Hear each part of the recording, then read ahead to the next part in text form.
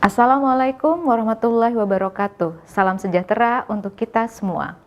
Pada pembelajaran kali ini, kita akan membahas masalah metabolisme, khususnya katabolisme karbohidrat. Tahukah kalian pengertian dari katabolisme dan contoh dari katabolisme? Katabolisme merupakan proses pemecahan molekul-molekul besar yang kompleks menjadi molekul-molekul kecil yang lebih sederhana dengan melepaskan energi. Contohnya adalah respirasi. Respirasi berdasarkan ada tidaknya oksigen dibedakan menjadi dua, yaitu respirasi aerob dan respirasi anaerob. Pada kesempatan kali ini, kita akan membahas masalah respirasi aerob. Secara garis besar, reaksi kimia dari respirasi aerob sebagai berikut. C6H12O6 yang merupakan bentuk monomer dari karbohidrat akan bereaksi dengan oksigen, menghasilkan CO2 yaitu karbon dioksida dan air H2O plus energi dalam bentuk ATP. Jumlah energi yang dihasilkan sebanyak 36 ATP sampai 38 ATP. Tahap-tahap reaksi dari respirasi aerob terdiri dari 4 tahap. Yang pertama adalah glikolisis, kedua dekarboksilasi oksidatif, ketiga siklus Krebs, dan yang terakhir keempat transport elektron. Nah, apakah glikolisis itu? Kita bedah satu persatu. Glikolisis berasal dari kata gliko dan lisis. Gliko berarti glukosa dan lisis berarti pemecahan. Berarti glikolisis merupakan reaksi pemecahan glukosa yang memiliki atom karbon sejumlah 6 menjadi senyawa asam pirufat. Langkah-langkahnya ada 9 langkah. Senyawanya ada 10 senyawa. Saya yakin pasti kita akan kesulitan dalam memahami langkah-langkah dari glikolisis yang sangat kompleks tersebut. Namun tenang saja, ada cara untuk mempermudah memahaminya. Sebenarnya langkah-langkah ini sudah ada di website, di internet. Namun kali ini kami akan berbagi dengan kalian semua. Yang pertama, langkah-langkah pada glikolisis terdiri dari 3 langkah besar, yaitu langkah yang memerlukan energi ATP. Yang kedua, langkah pemecahan karbon. Yang ketiga, yaitu langkah untuk melepaskan energi dalam bentuk ATP. Langkah yang memerlukan energi meliputi langkah pertama sampai langkah ketiga. Langkah yang memecah karbon yaitu langkah keempat. Langkah yang melepaskan energi yaitu langkah kelima sampai langkah kesembilan. Selain 3 langkah-langkah tersebut yang harus dipahami terlebih dahulu, ada beberapa hal pula yang perlu diperhatikan. Yang pertama adalah jumlah atom C. Yang kedua adalah jumlah atom P atau fosfat. Yang ketiga adalah posisi dari fosfat pada rangkaian karbon. Dan yang keempat adalah pelepasan fosfat untuk melepaskan energi. Yang pertama, glukosa akan mengalami fosforilasi menjadi glukosa 6-fosfat. Selanjutnya mengalami isomerasi menjadi fruktosa 6-fosfat. Dari fruktosa 6-fosfat akan mengalami fosforilasi lagi menjadi fruktosa 1,6 difosfat. Selanjutnya di tahap keempat yaitu tahap lisis dari atom C, di mana fruktosa 1,6 difosfat akan pecah menjadi 2 senyawa yaitu gliseraldehida 3-fosfat. Gliseraldehida 3-fosfat kemudian berubah menjadi 1,3 gliseraldehid. 1,3 gliseraldehid akan berubah bentuk menjadi 3 fosfogliseral. Berubah bentuk kembali menjadi 2 fosfogliseral dan menjadi fosfoenol. Fosfoenol kemudian memindahkan atom P-nya di langkah ke-9 ke ADP sehingga terbentuklah asam pirufat. Di tahap mana sajakah dibutuhkan energi berupa ATP, yaitu di tahap langkah ke-1 dan ke-3. Pemecahan di langkah ke-4. Dihasilkan NADH di langkah ke-5 dan dihasilkan ATP di langkah ke-6 dan ke-9.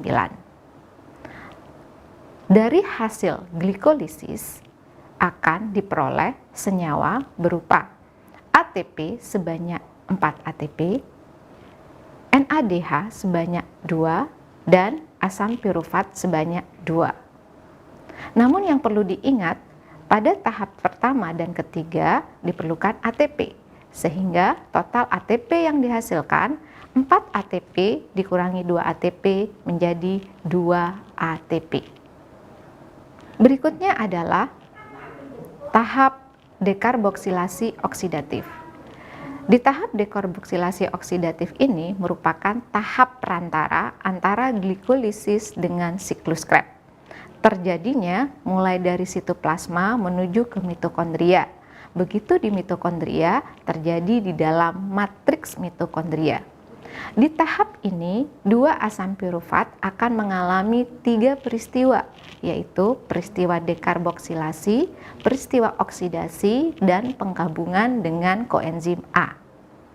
Asam pirufat akan mengalami dekarboksilasi dengan melepas CO2, kemudian oksidasi dengan melepas H2O sehingga terbentuk NADH, dan penggabungan dengan koenzim A sehingga terbentuk asetil-CoA.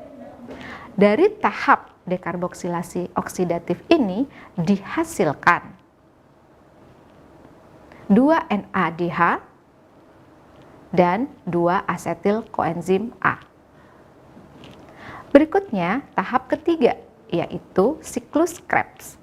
Siklus Krebs terjadi di matriks mitokondria.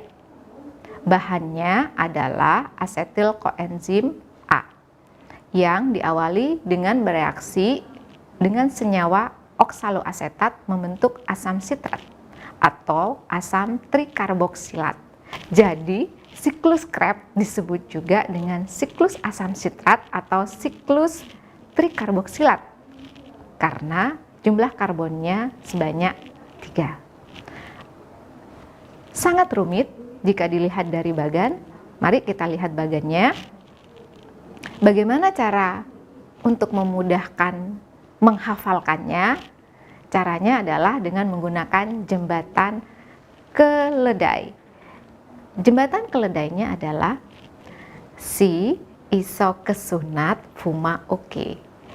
Si sitrat, isositrat. Ke adalah alfa ketoglutarat. Suksinil koenzim A. Nat, suksinat. Fumarat. Malat. Oke adalah oksaloasetat. Nah, dari rangkaian siklus Krebs ini, bagian yang menghasilkan NADH dan juga CO2 adalah di bagian isositrat menjadi alfa ketoglutarat, kemudian alfa ketoglutarat menjadi suksinil koenzim A. Malat berubah menjadi oksaloasetat. Sedangkan bagian yang menjadi FADH2 adalah suksinat berubah menjadi fumarat. Dan bagian yang menghasilkan ATP atau GTP adalah di bagian suksinil menjadi suksinat. Siklus Krebs ini merupakan tahap di mana dihasilkan banyak CO2 dan juga elektron dalam jumlah besar. Jadi kesimpulannya, dari proses siklus Krebs ini dihasilkan 6 NADH, 2 FADH, dan 2 ATP. Tahap yang terakhir adalah tahap transfer elektron. Tahap transfer elektron ini terjadi di bagian membran dalam mitokondria yang mengalami pelekukan yang kita sebut sebagai krista. Di tahap ini terjadi proses transfer elektron yang dihasilkan dari tahap glikolisis, dekarboksilasi oksidatif, dan siklus Krebs. Artinya, NADH, FADH2 akan melepaskan hidrogen yang dimiliki untuk ditangkap oleh sitokrom hidrogen yang lainnya. Di dalam membran dalam mitokondria ini terdapat enzim-enzim yang berperan dalam tahap transfer elektron, antara lain NADH dehidrogenase, flavoprotein, ubiquinon, sitokrom B, C, sitokrom C, sitokrom oksidase, dan yang terakhir yang berfungsi sebagai akseptor hidrogen terakhir adalah oksigen.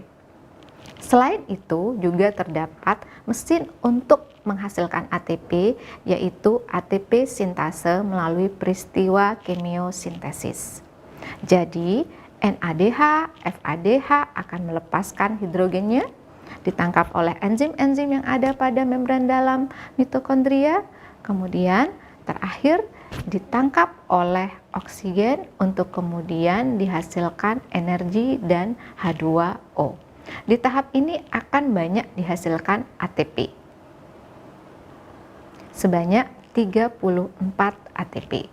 Jadi seandainya di total dari tahap glikolisis, dekarboksilasi oksidatif, siklus Krebs, dan transfer elektron, jumlah ATP yang dihasilkan adalah 38 ATP.